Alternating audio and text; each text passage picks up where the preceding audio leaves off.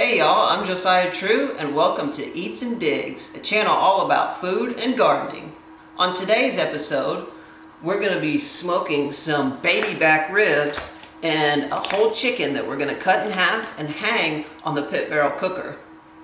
Today we're going to be using the pit barrel rub that they sent just to try it out because it's brand new. I've actually never used it before.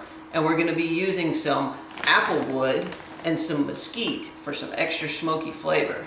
And then later on in the episode, make sure you stay tuned because we're going to go out and check out what's growing on in my garden. Stay tuned.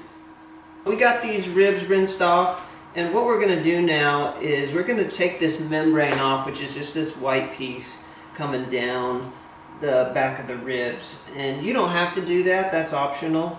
But for this cook, I'm going to do it because I really want to get it seasoned nice. And so we'll get this membrane off and then we'll season this baby up.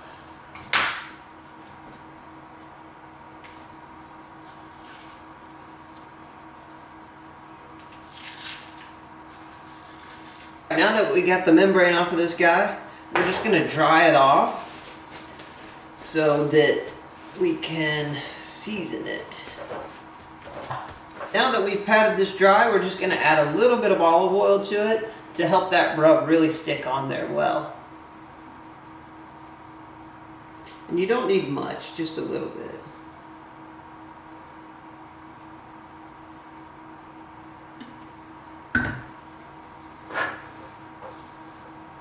Now we got this all rubbed down with our olive oil, and we're going to be using our all-purpose rub from the Pit Barrel Smoker Company.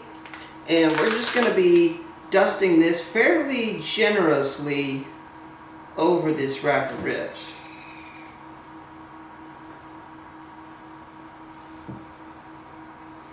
And we're also going to do the other side.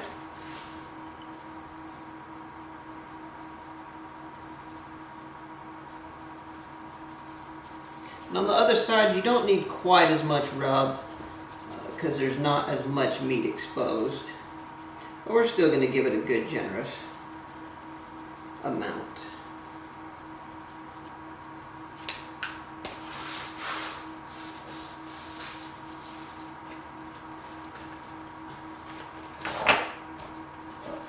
Alright, and now we're all seasoned up. Now we've got this guy all seasoned up. And we're gonna get the hooks in so that we can hang it on the pit barrel cooker. What I'm gonna do, since this is my first cook, is I'm gonna cut these guys in half. And the reason I'm doing that is because when this thing hangs down, sometimes you can get a little bit of a burnt end. And it's also quite heavy. And so when these things really get tender, a lot of times if you haven't double hooked your hooks, it can fall off into the grill, which we don't want that. So just to be safe, since it's my first cook, I'm going to cut these guys in half. It doesn't affect the flavor at all, just may affect the aesthetic, the eye aesthetic. Alright, let's cut this in half and get these hooks in and then take it out to the pit barrel.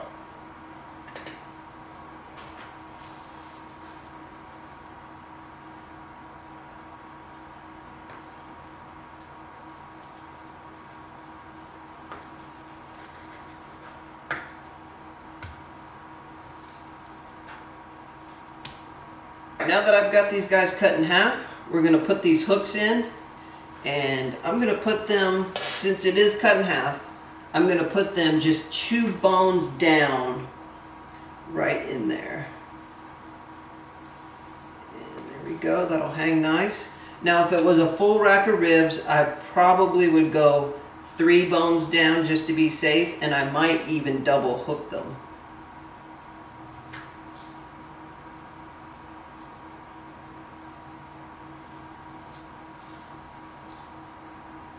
Alright, these guys are hooked up.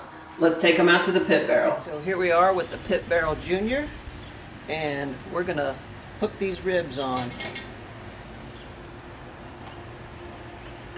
I'm also going to add our chunk of mesquite.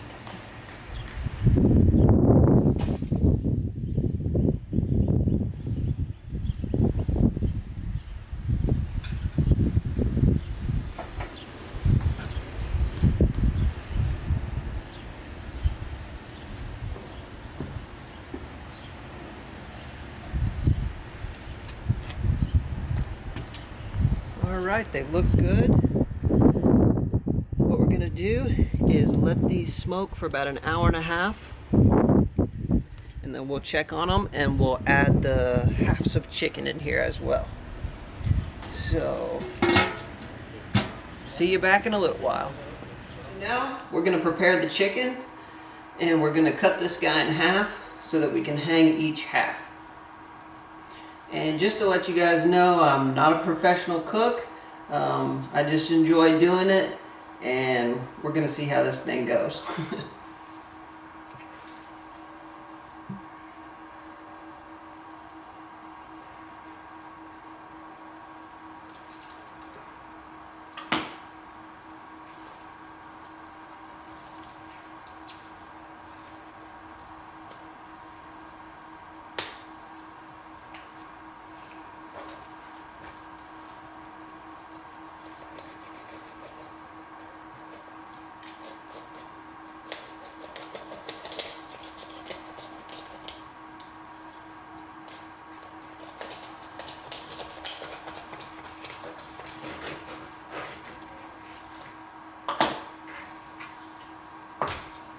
Now we got these guys cut into halves, and we're going to pat them dry, put a little bit of olive oil on them, and season them up just like we did the ribs. Except with this, I'm going to use my homemade seasoning blend that I made. That's chipotle chili powder, some smoked cayenne, some salt and pepper, and we're just going to rub these guys down once we get the olive oil on.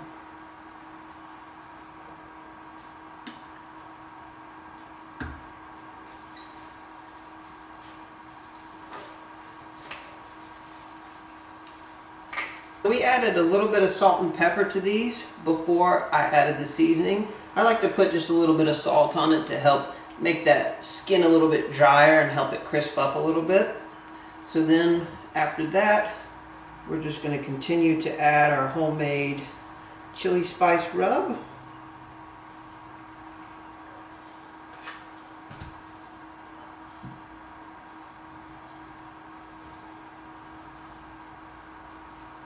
Alright, now these guys are all seasoned up, and we're going to get the hooks in them, but we're going to wait until the ribs have been cooking about an hour and a half, because these guys are going to cook a lot quicker.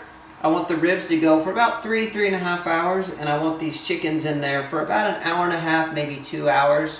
We'll just see, we'll check the temp. Once it gets to about 165, we'll know they're done. So keep watching, stay tuned. The ribs have been on for about an hour and a half. It's time to add these chickens. We've hooked them through underneath the breastbone, and we're going to add those in now and check on the ribs.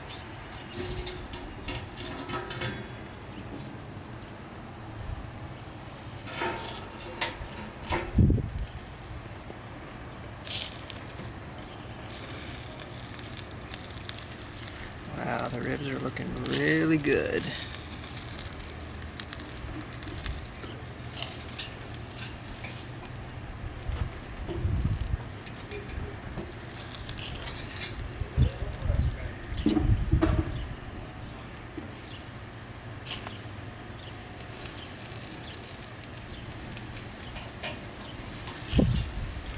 Alright, everything's in, and we're going to let these sit for about another hour and a half or so.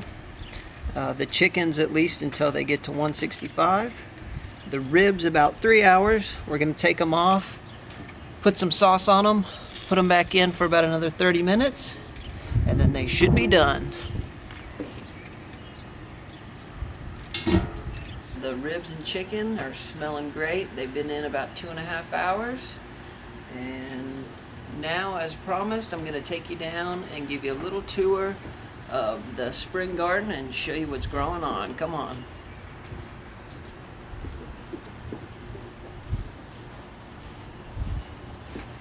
So first, we have this island area that I've got a bunch of different things growing in. Some native plants, some onion chives, some different flowers. And then we'll get into some of what everything is in a later episode.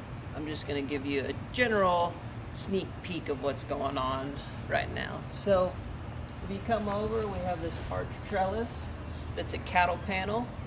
And again, if you stay tuned, make sure you subscribe to the channel because I'm going to get into how to build this. It's very easy and cost effective. And we got some cucumbers coming up here that are going to grow up on this. And then coming down into the first raised bed, we've got some more cucumbers that are going to grow up on this side. Now this is actually really cool. This is an arugula plant that was from last season. I put a bunch of arugula seeds in this bed and I've now pulled those out. But this one was just a floater seed that landed here, and I let this grow up because I want to harvest these seed pods that are on here and harvest the seeds out of them. So I'm going to just continue to let this grow until it dies and dries out, and then I'm going to take these seed pods, crack them open, and I'll have an abundance of arugula seeds for later on in the fall when I plant this again.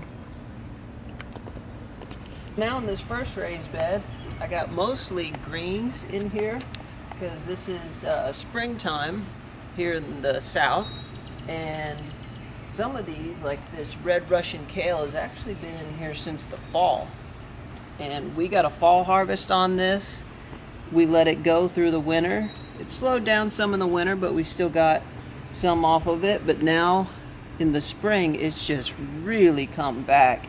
And I've been cutting this thing back every couple days, and it just keeps producing so many leaves. It's really amazing. And what we're gonna do tonight with the barbecue is we're gonna make a kale and baby green salad to go along with our meal tonight. So if you keep looking in this bed, we also have some spinach that's also been in here since last fall. We got some red vein sorrel, which I also planted last fall, and it's a perennial, so it's just going to keep coming back every year, which is really cool. It looks amazing, and it also tastes amazing in salads. Has kind of a citrusy flavor to it. And then have some mixed baby lettuces over here. And then also these are some new kale plants and a couple other greens, some Swiss chard and some bok choy that I just planted about 2 weeks ago. So they're just now starting to come up and look good. Now that we took a look at this bed, we're going to move over to our other bed and show you what's going on there.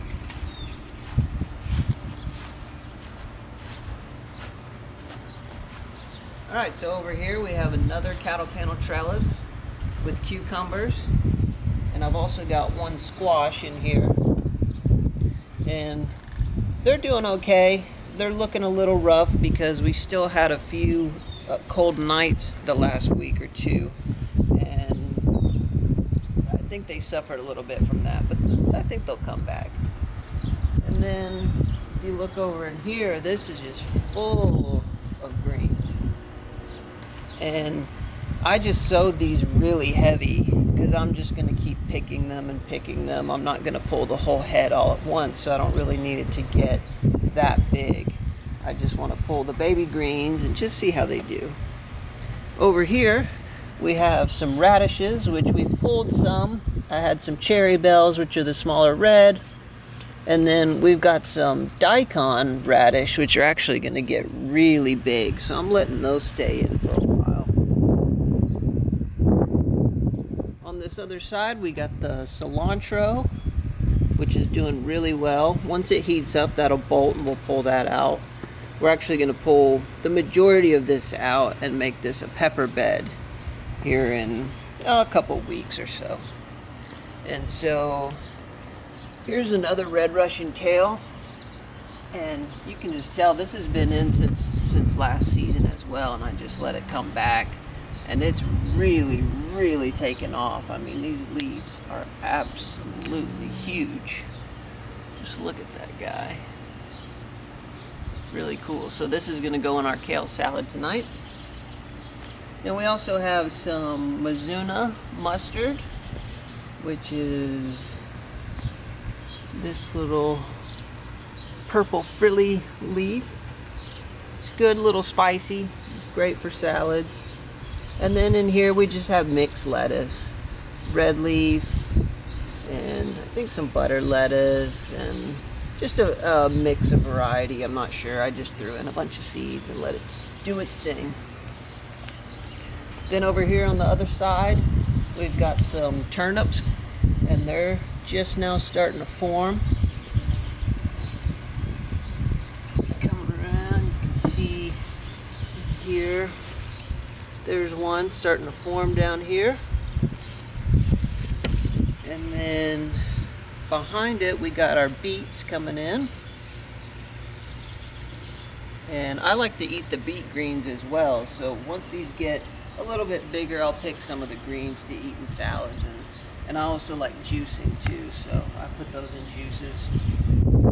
This is kale. This is called scarlet red, or red scarlet kale. And it's super purple, dark, very rich pigmented, and just a real beautiful kale to add to the garden. Looks awesome, but it also tastes good. And a little spinach still hanging on there. And so, like I said, with this bed here, in a few weeks, I'll probably pull a lot of this stuff out. I'll leave some of the beets and some of that.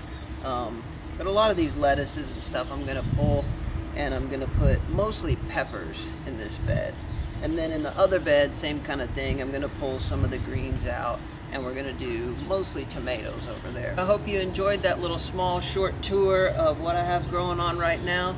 I'm gonna come back and give you more of an update in a future episode, a little more in depth. But right now, I'm gonna take you around to my front porch where I have a lot of my seedlings growing, and I'm gonna show you what's gonna go in these beds next, my tomatoes and peppers and some of that. So let's go. Now we're here out on my front porch with all my seedlings. Got my tomatoes and peppers, a few other things mixed in, but these are gonna be ready to plant out in the garden in a couple days, and I'll take you guys along when we do that. But today I'm just gonna go through and show you a few of the varieties that we have. I'm not gonna go through all of these, but we'll pull out a few to let you see what all kind of varieties I have. So this one is a Dr. Witchy's yellow.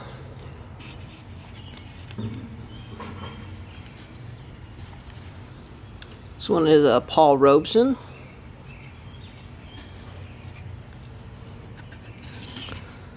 This one is a pineapple.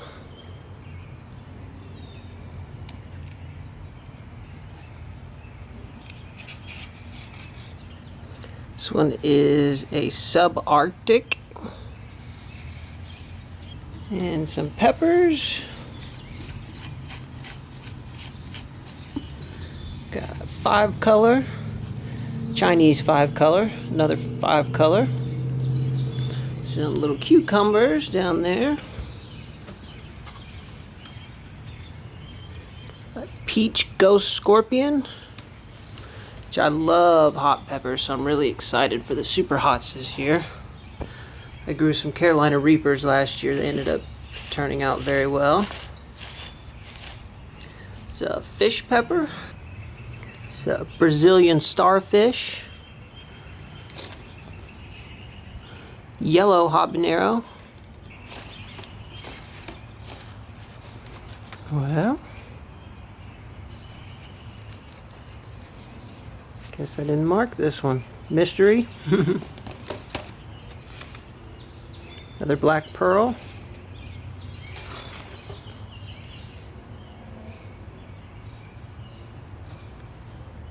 Brazilian starfish.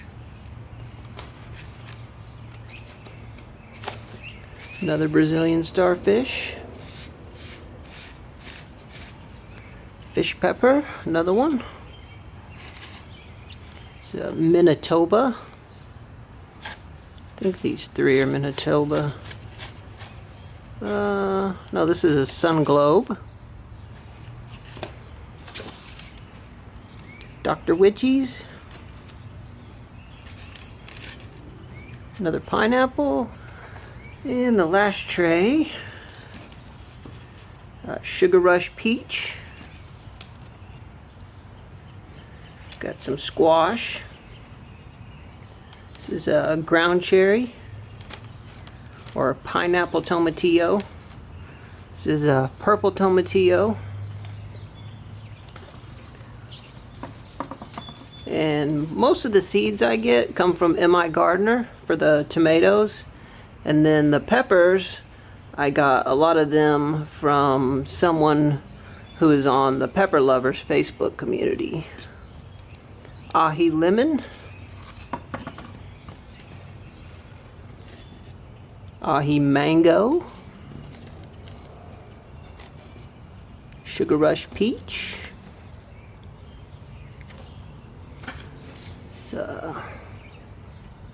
7-pot yellow brain strain. That's all the seedlings that are pretty much ready to move on out to the garden. I have a whole nother round that are smaller than this that are still in my little mini greenhouse. And on another video, when I do a full garden tour, I'll show you guys all of that stuff. So back to the cook. It looks like our ribs are just about done. We're gonna take these off and sauce them up. Then after we sauce them, we'll put them in for another 20-30 minutes.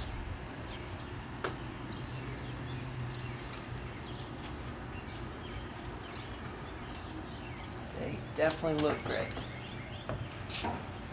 So today we're just using some Sticky Fingers Memphis Original. It's what I had on hand. Maybe in another video I'll do a homemade barbecue sauce. But for now, we're just going to try this out.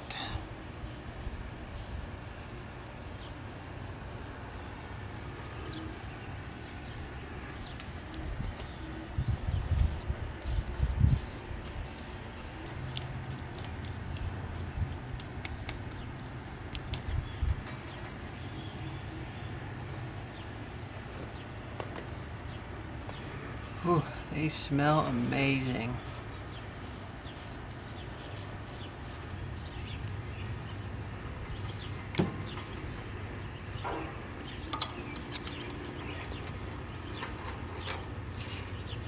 Alright, they're all lathered up, and we're going to put them in for another 20-30 minutes, and they should be perfection.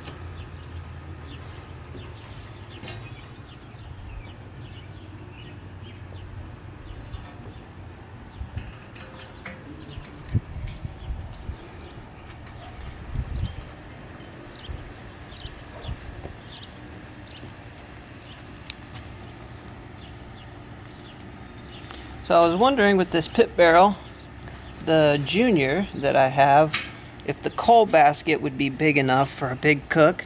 And there's plenty of coals down in there. There's wood still going, so yeah, it's really doing well. Alright, and then one final thing, we're going to go ahead and test the chicken. See if it's around 165, see if it's done yet or not, and see if we need some more time. Get that right down in that breast. It's hit a little bit over 165, so we're going to go ahead and take this out, and that'll be done.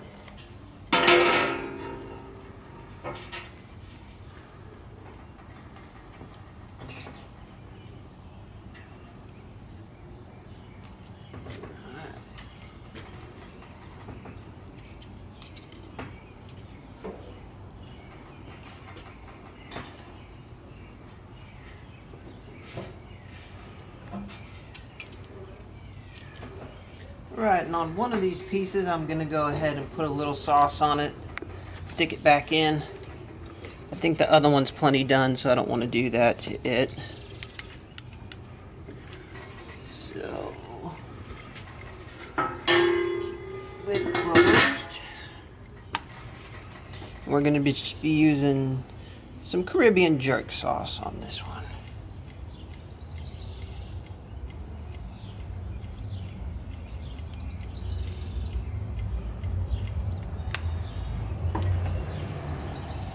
The chicken cooked a little bit faster than I thought, and so I'll know that next time to get it out a little bit sooner so that I can sauce them both down. But that's okay, it's our first cook and we're learning. Our ribs and chicken are now finished. It's time to cut them open and see what the final result is. And then the taste test. So we got some nice pullback on the bone there.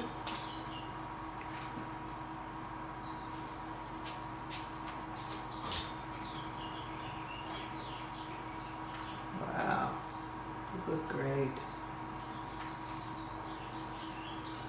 See the inside, nice and juicy. Got a little bit of a smoke ring on the outside there. Phenomenal.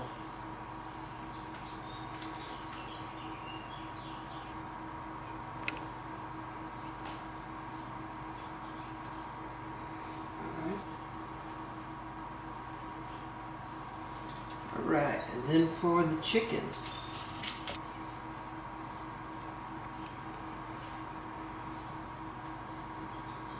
And I'm just going to cut a piece right in the breast area. Oh yeah, so juicy. It's just really comes out there.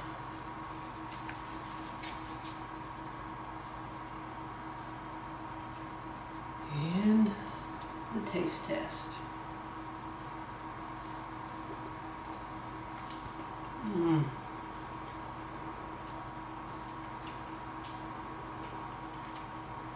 That is amazing, amazingly juicy, cooked to perfection. A little bit of that spicy, just phenomenal. I'm really impressed with this pit barrel cooker so far.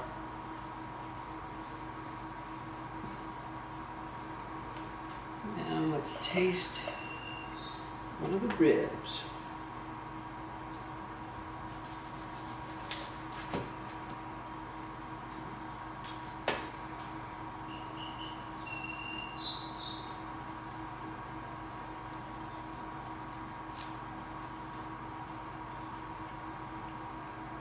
That is fantastic.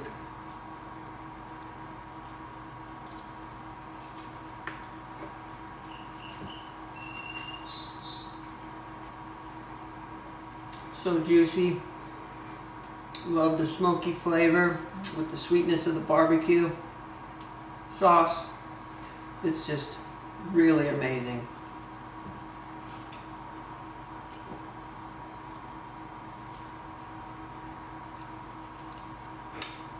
To go along with this amazing barbecue tonight, we have two sides, our kale and baby green salad, which we just picked fresh out of the garden, as you saw, with a little bit of Italian dressing, and then a homemade mac and cheese, which at a later point I may go into the recipe on this if you guys want to know about it. We're going to plate this up, show you the final plate, and that'll be the episode.